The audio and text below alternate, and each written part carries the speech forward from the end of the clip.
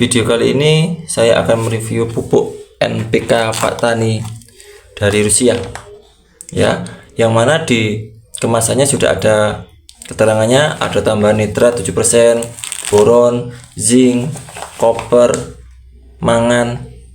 Nah, kemudian juga pupuk NPK ini bisa dipakai untuk padi, kubis, jeruk, cabai, tomat, bukan ya, bawang, kentang, semangka, sawit, sawo juga bisa. Nah, sekarang apa sih manfaat dari pupuk NPK 1616? Kenapa kok harus 1616? Nah, kita lihat daripada kemasannya di belakangnya ya. Nah, unsur hara di dalam NPK ini, nih biar kelihatan ya, ada nitrogen, fosfat, kalium, magnesium, kalium, sulfur, nitrat, boron, zinc, copper, mangan. Artinya sudah ada unsur mikro sama makro. Kalau makro nitrogen, fosfat, kalium, kalau mikro selain itu. Ini sudah bagus, artinya pupuk ini sudah lengkap. Nah, sekarang cara aplikasinya pupuk NPK. Ini banyak sekali pertanyaan, gimana sih cara aplikasinya?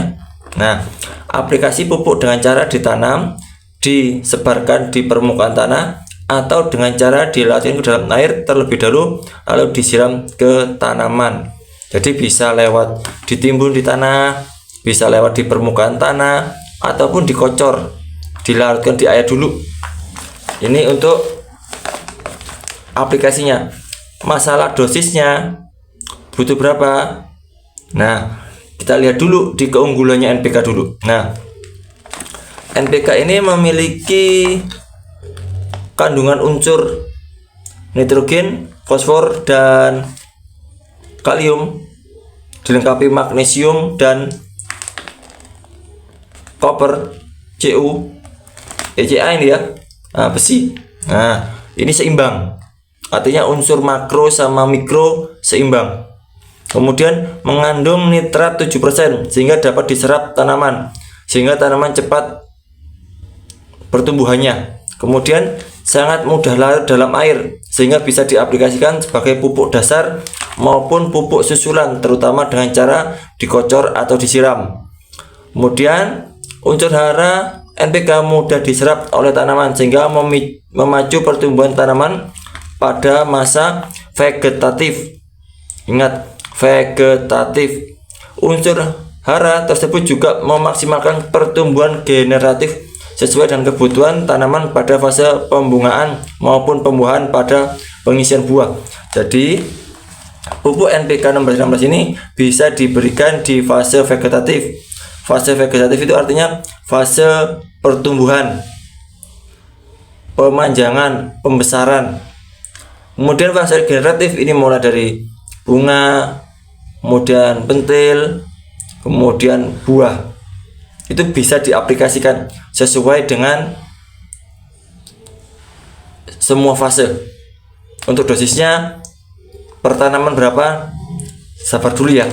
Kemudian bisa digunakan untuk memupuk berbagai macam tanaman, baik tanaman pangan seperti padi dan jagung, hortikultura, sayuran, buah-buahan, bunga, palawija, serta tanaman perkebunan.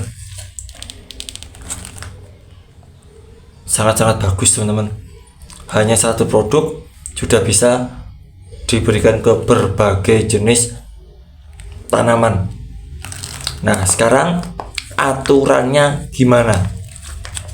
Nah, kalau untuk tanaman cabai ada pupuk dasar sama pupuk susulan. Pupuk dasar ini waktu pertama kali tanam ya.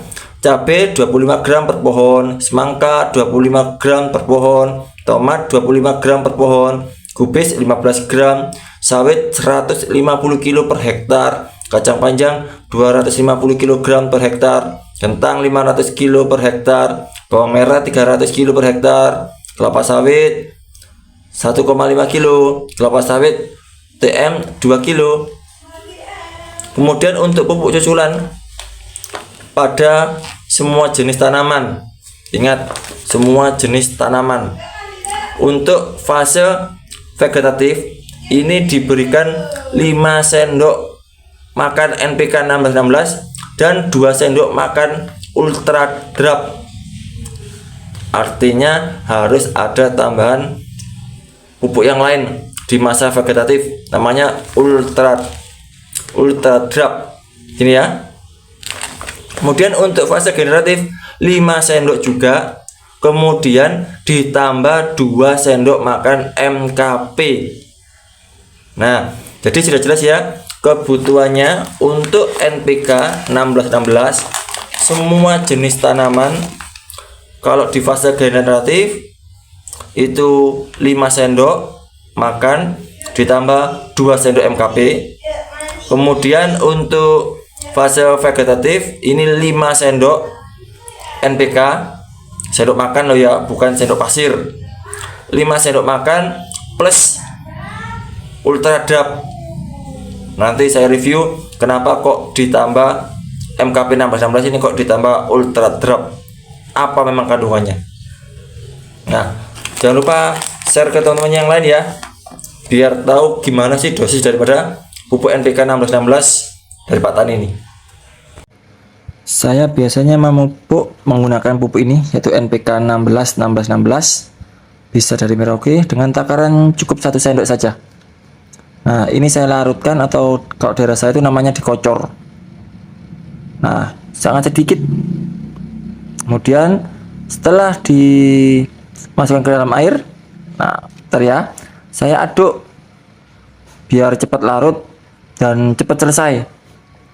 Nah, ini kalau misalkan didiamkan apakah bisa? Bisa, cuman agak lama, sekitar 10 sampai 15 menit baru larut dengan yang namanya air. Aduk terus, aduk, dan sekarang waktunya disiram ke dalam kelengkeng yang saya tanam.